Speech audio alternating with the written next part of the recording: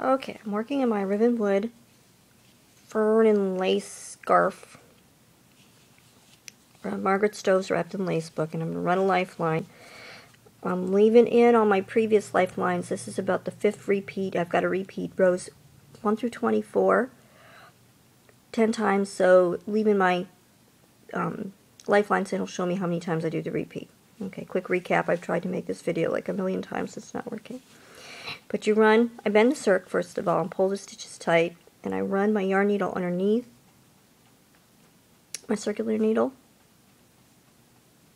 into the stitches, making sure that I'm not splitting any stitches. I usually don't cut my lifeline off like that, but due to unforeseen circumstances I had to. I usually leave it on the ball or the spool or the skein or whatever, depending on whether I'm using thread or just a fine weight yarn or something. Okay, I'm coming to the stitch marker. And I'm pulling the stitch marker up and I'm running my lifeline underneath the stitch marker. That's probably an obvious thing.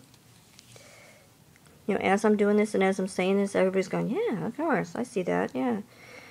But it wasn't so obvious to me the first time I ran a lifeline. Actually, it wasn't that it wasn't obvious, it was just that I was just having a good old time running a lifeline, da-da-da-da, going along like great guns, and then ran it right through everything, and then I knitted a few rows and my lifeline was pulling on the stitch marker, and I said, oh, okay.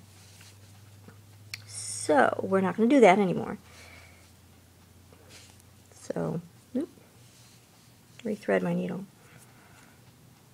But I tried to do a video yesterday, and it was quite long and semi-entertaining, and YouTube said, nope, can't do it, and so I picked a clip out of that video to post, and it just wasn't doing that. I mean, it was going to do it, and it wasn't, and it told me it was going to take like 200 minutes to load, and I said, no way, I'm not waiting that long. And as soon as I told it to cancel, all of a sudden it said 18 more minutes, and I said, wait a second, because I was thinking if it went down from like 200 to 18, it might go down even less. I mean, I've got freaky internet over here, so I don't even know what's going on half the time. But see, I'm bending the circ. It's easier in the middle.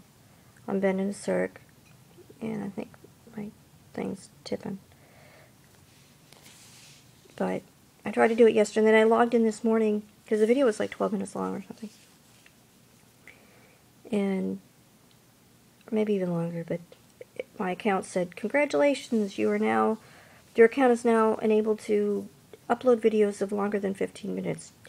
And I was thinking, why didn't it tell me this yesterday? Maybe because I attempted to upload a long video, and then it all said no, but then decided to allow me because I wanted to. I don't know why. As far as I know, only a couple of my family and friends have watched any of this stuff, and one very nice person who asked for some advice on lace knitting. And here in just a moment I left a comment on that video for that person whose username or whatever escapes me right now, but hi. And anyway, here in a minute when I'm finished with this, I'll leave a couple of thoughts on that. Oops, I'm getting out of frame here, I'm sorry. Like I said, I'm using my iPod right now, so you gotta bear with me. But you can't really, see it now, but it's in there. And like I said, I've got a couple of other lifelines already threaded. And that's, I think, what I was going to say about lace knitting, is that I don't think it's particularly difficult, except that you have to pay really close attention, more so than in regular knitting because of the yarn overs. And it's so easy, especially if you've got knit and purl combinations in a row, where you have to knit and then yarn over and then purl a stitch, because it's going to be different if you have to purl and then yarn over and knit a stitch and then that sort of thing. And if you've got a lace pattern where the yarn overs occur every other row, And that's fairly simple. Usually you're working either in a stockinette or garter stitch.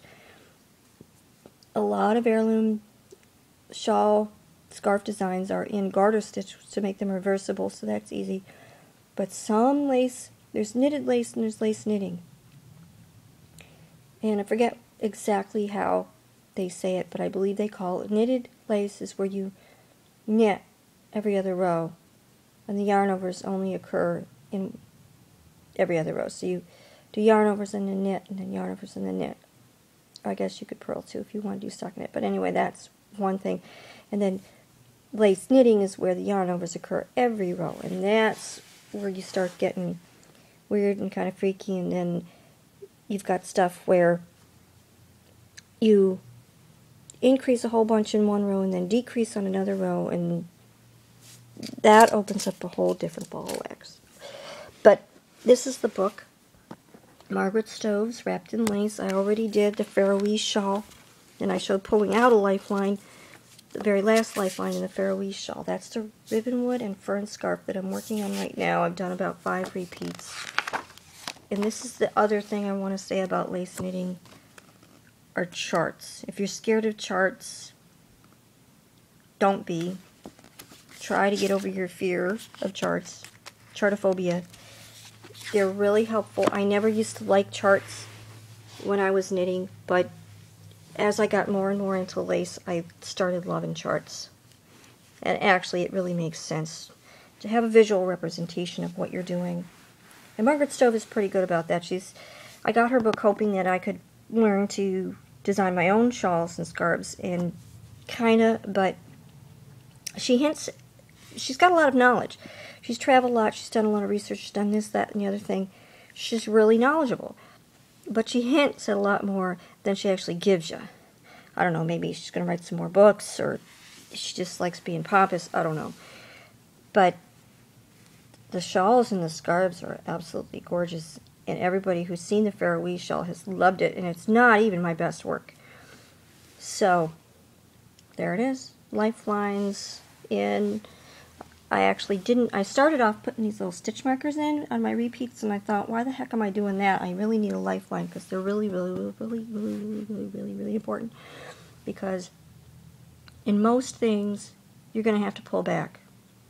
And without a lifeline to pull back to, it's not too bad on this one, because there's garter stitch, or there's a knitted row every other row, and you can pull back to the knitted row where there's no yarn overs, and be fairly confident that you're catching what you need to catch. On the other hand, if you've got a piece of knitting, of lace knitting that's got the yarn overs on every row, sometimes it's hard to tell what's a yarn over and what's just the vertical bar or the horizontal bar between 2 stitches, sometimes when you're pulling back especially. But I also find, ironically, I guess, I don't know if it's irony or just my stupidity, but as soon as I thread a lifeline, it seems like I don't need it. Like I'm more careful or something, and I wind up not having to pull back. It wasn't true on the Faroese shawl. I used that lifeline. But on this one, I've threaded three lifelines now, and I doubt I'm going to need any of them, because I seem to be going along pretty well. Of course, again, the Faroese shawl had shaping on both sides. In other words, it had yarn overs and increases and decreases and all kinds of strange stuff on both sides of the knitting, on every row, rather. And this one's just got the yarn overs on the one row. Okay, that's it. Thank you.